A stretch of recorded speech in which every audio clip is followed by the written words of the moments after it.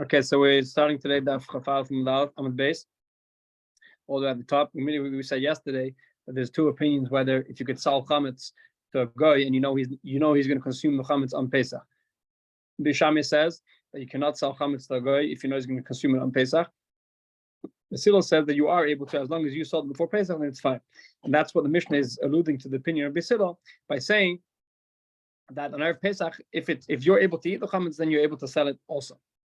So regarding that thing, the Gemara, we're just finishing off the Brisa, the top of Chafal from Lav. The Gemara says, Rabbi Yehuda ben Masechta Emet, Rabbi Yehuda ben Masechta says, Kutach, v'kol minei kutach, asadim k'shleishim yem kedem lePesach. Rabbi Yehuda ben Masechta says, if you have a kutach is like a dish or like a very famous regular dish they used to have in those days. Then and they used to put inside breadcrumbs and different things. It was chametz. So Rabbi Yehuda says that you cannot sell, and this thing it was like hummus spread basically. It was like a spread that you would use on a very long term time. So he says that you cannot sell a kutach to a guy 30 days before Pesach, because 30 days before Pesach he's probably going to finish it still on Pesach. And Rabbi Yehuda follows the opinion of Beishamai that says that you cannot sell chametz to a guy if you know he's going to consume it on Pesach. We do not pass like a Basil, obviously. Beishamai, we obviously sell our chametz to a guy on Pesach. And Rabbi Shammai says you can't. Says the Gemara, quoting from the Mishnah, the Mishnah said that if you're able to eat chametz, then it's also mutter ba'ano, it's mutter to derive benefit from the chametz. Says the Gemara, Pshita, obviously, if we said that we're able to feed the chametz to a dog, and you're able to feed it to an animal, and you're able to sell it to a guy, which all these things are ways of having benefit from chametz without eating it. So for sure, you're able to have benefit from chametz. Why does the Mishnah have to tell you that you're able to have benefit from chametz? Says the Gemara, the Mishnah come to include a specific case. What's the Mishnah case? The Mishnah come to include. The Mishnah come to include that you put it in the fire before the time to burn chametz, meaning that that's the 5th hour of the day before the time to burn chametz. You put your loaf of bread in the fire, and it already started burning. Come to teach us, like the din is like Rav. The Amar Rabbi, what Rabbi says, if you burnt it in fire, I mean you made it its appearance and its taste of the chametz is already dysfunctional. I mean you made it, since you burnt it, doesn't taste like chametz anymore, it doesn't look like chametz anymore. So Rabbi says, Rabbi says a special din that if you take a piece of bread and you put it in the fire, make it unedible before Pesach, before the time to burn chametz, you're even able to sell those ashes or that piece of bread after the time to burn chametz, because since it's not chametz anymore, it's now turned into a different mitzvah. It's like ash, so you're able to derive benefit from it even after you have the time to burn chametz started. That's what the Mishnah is saying, that you're able to have benefit even in a time that you will not be able to have benefit in a regular way. Then the Mishnah continued. The Mishnah said, "Avar zmani asavan ase." If the time to finish eating chametz passes, then you have to stop having benefit from the chametz. It's also that benefit from the chametz. Says the Gemara Pshita. Obviously, if you're not allowed to eat the chametz, then mistami you can't benefit from the chametz either.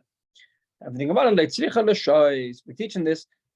The Mishnah teaching a specific case that even the time that's asati chametz midrabanan, did I see a story with the chametz? The rabbanon were geyser, like you explained at length a few dafim ago. The rabbanon were geyser either an hour before the time or 2 hours before the time to stop eating chametz. So even those hours on the rabbanon, the Mishnah teaching us that even this rabbanon, it's still asat that not only you can't eat the chametz, but it's also asat to have benefit from the chametz. The Amar of Gidol, we see this in Nafkamina for din. That the Gidol said the name of Vechia. Bar Yosef, the name of Echanan. The Gidol said a Makadesh, Mishay, Shoy, someone was Makadesh from the beginning, a lady with a piece of bread from the beginning of the 6th hour, which is only awesome that Rabbanon. I feel Bechiti Kudenaisa, even with wheat seeds, which are very hard and they're basically not going to become chametz, which is a very far chash, they're going to become chametz. But since Rabbanon asked chametz after this time, in Cheshen and Kiddushin, the lady is not Mekudesh, meaning the lady was Makadesh, is not his wife, because he was Makadesh for something which is Asabana.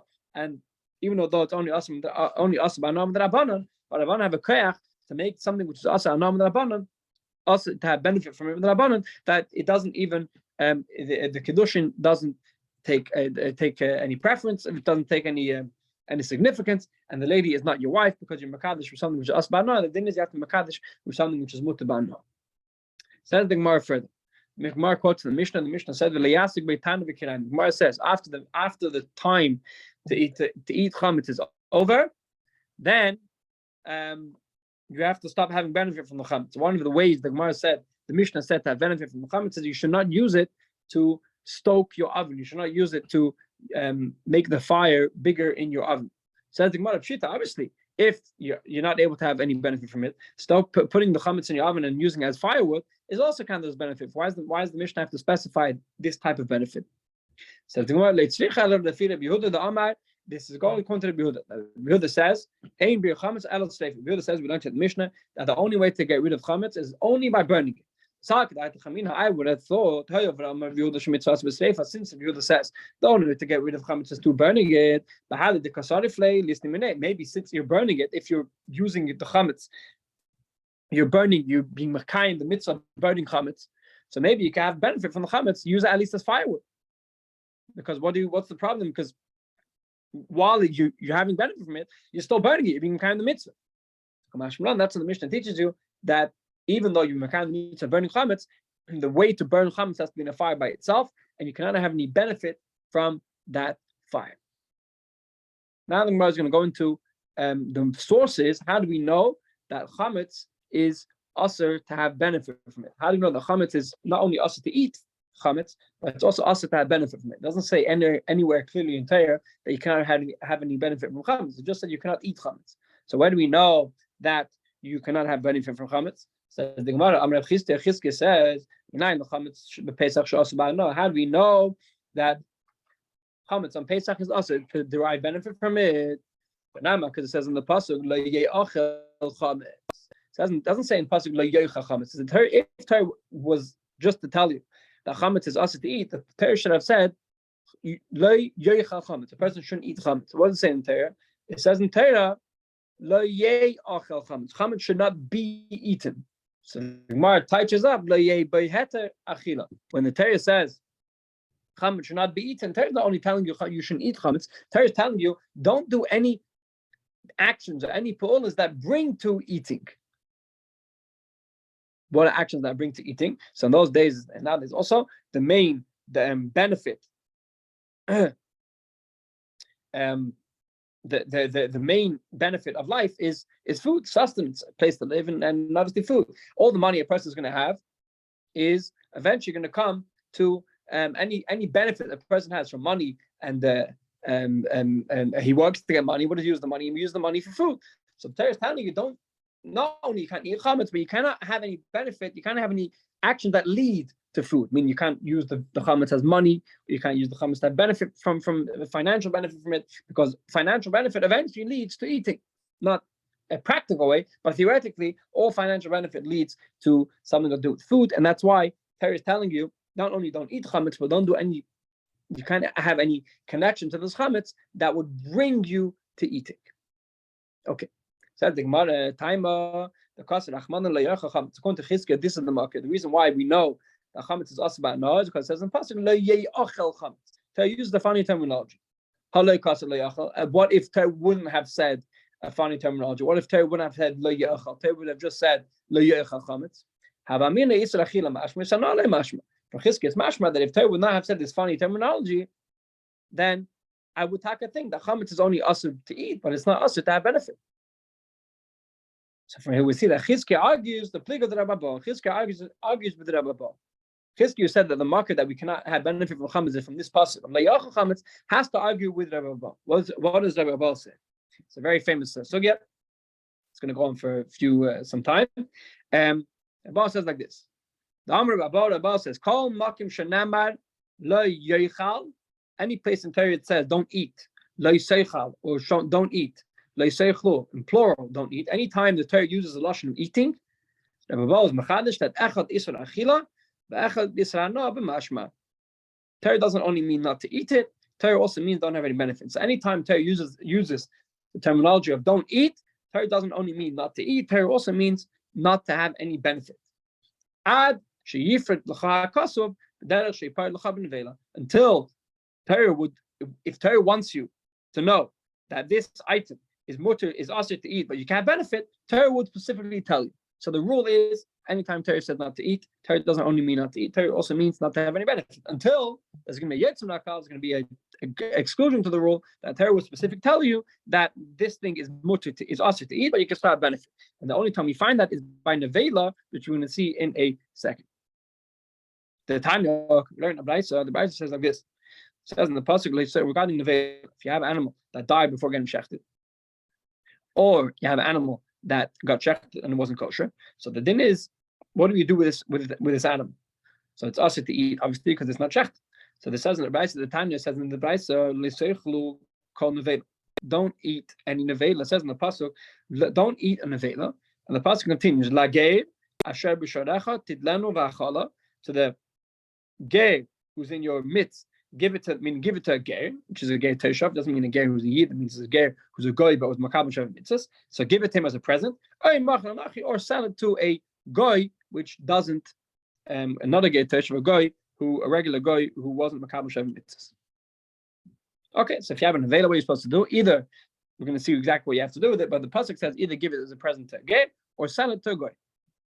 Says the Gemara, "Eini ella lagei benesina."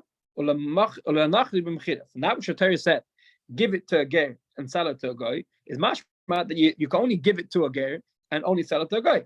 And how do we know that it's mutter to also sell it to a ger? And the pasuk only says that you have to give it to the ger. How do we know what if someone wants to sell it to a ger? How do you know that's mutter? To play on the words, and we basically say Torah didn't mean to say only give it to a ger. Torah meant to say either give it to a ger or sell it. And so how do you know the other way around? How do you know if you want to give the present, if you want to give the nevela as a present to a guy, not sell it to a guy, but give it as a present to a guy? So basically read the pasuk in one line. Basically take out the oy, the oy that separates the two cases, and Torah is basically saying that if you have a piece of meat, either give it to a ger or sell it to a ger, or give it to a guy or sell it to a guy. From here we see achad ger v'achad nachi, sai a ger or sai a guy, bein b'mechira, bein b'nesina. You're able to give it as a present or sell it to both of them. Whose opinion is this? Divrei Rabbi. This is the opinion of Rabbi. So Rabbi said, if you have a piece of meat which is a nevela, you're able to give it to a guy or sell it to a guy, or give it to a ger or sell it to a ger. Rabbi Yehuda says no. Dvarim tiksavam. If you read the pasuk literally, you have to take them literal. And the pasuk says, like ger b'nesina, you have to give it to a ger as a present. You cannot sell it to a ger. And you have to sell it to a guy specifically. You cannot give it to the guy as a present. So we have a big machlekes over how to read this pasuk. Nameh says we play on the words of the pasuk, and therefore the pasuk doesn't mean to say dafka to give it to a ger as a present and give it and sell it to a guy. Pasuk just means to say that either sell it to a ger or give it to a ger, or sell it to a guy or give it to a guy. Rabbi Yehuda argues and says no. Since the Torah used the terminology of giving by dafka by a ger and selling dafka by a guy, so you have to give it to the ger as opposed to selling, and you have to sell it to the guy as opposed to give. My time is Rabbi Yehuda. What's the reason of Rabbi Yehuda? So Rabbi Yehuda says a very simple reasoning. If Torah actually means like a mayor, that what? That there's no difference between selling and buying, selling and giving. If Torah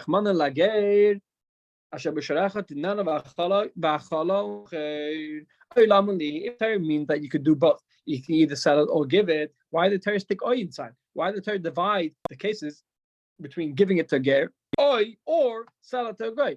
Why does the Torah have to stick extra word of or sell it to a guy? The fact that Torah sticks oy, or, usually even in English, when you say or, means you have an option like this, or do this. So the Rabbi says that what your Torah said, or do this, means or you only have two options. You can't mix up the options together. That is Rabbi Yehuda's opinion. Then Meir, how does the Meir answer this thing? The Meir is right. He has an extra word in the pasuk that proves his reasoning. Says the Gemara, for Meir, lahakdim misina the ger ulemchira the nachri. And Meir said the reason why it says in the pasuk is not to teach us that you have to sell it, you have to give it to ger, and you have to sell it to guy. You don't have to do anything. But if you have a preference, meaning if you have two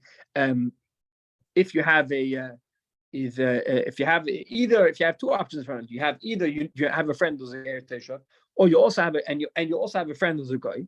So Torah is telling you, instead of selling it to the guy, the preference comes first, give it to the ger. That's an amazing reasoning. That's why it says Oyin Pasuk.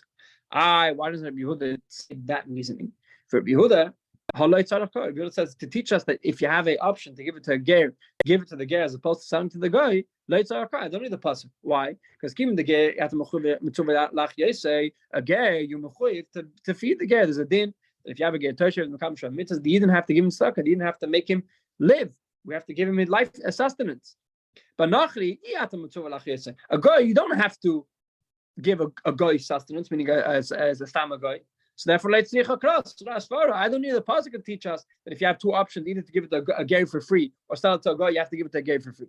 Because it's a reasoning. You don't have a chiyuv to give it you don't have a chiyuv to be mefinus a ger tosha. So obviously, you have to give it for free. I don't need the pasuk to teach us that. Okay. So now this was all sidetrack, and we're going all the way back to the Rabbi. Again, remember the rule of Rabbi. Anytime it says in Torah, don't eat, it doesn't only mean eating, it also means benefit. Torah says don't eat chametz, also means don't have any benefit from chametz. Says the Gemara, according to the Meir's reasoning, the Meir says according to the Meir that when Torah spoke about giving your nevela away, Torah meant you could do both options. You could either sell it or it. No, from the fact I have to tell you, basically, Torah telling you either give it or sell it. Torah telling you can have full benefit from this piece of meat. So for the fact that Torah has to tell you that this piece of meat is to have benefit from it, is mashma.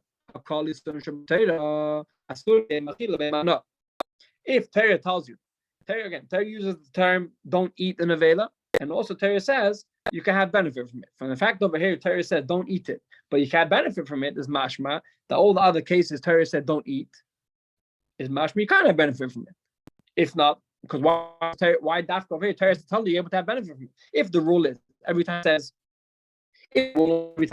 don't eat means don't have any benefit. It means don't eat means don't eat. If every time Torah says don't eat means don't have benefit, it makes sense why Torah over here tells you could have benefit from it. Because the rule is usually don't eat, don't have benefit. It comes to Torah machadish, even though I told you don't eat, but over here benefit you could have benefit. According to Rabbi Yehuda, that says that nevela isn't mutter by no. Nevela has rules. Either you have to give to a guy, give to a ger, or you can sell it to a guy, but you can't. It's not mutter by no. How do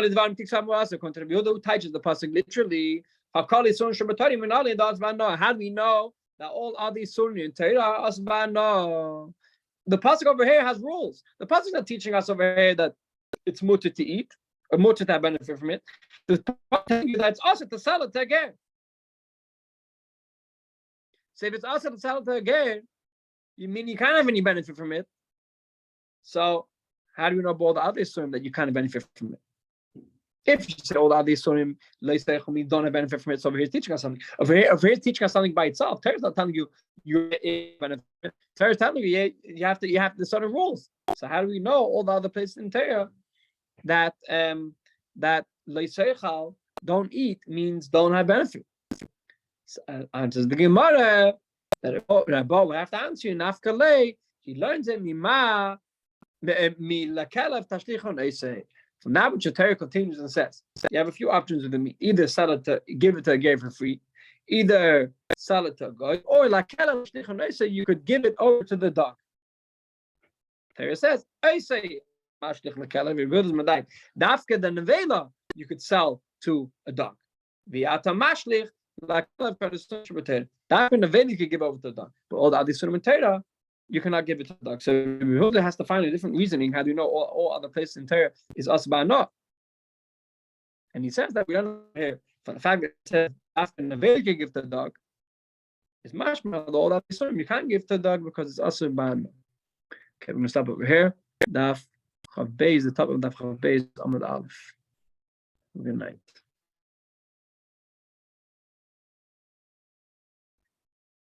Very good.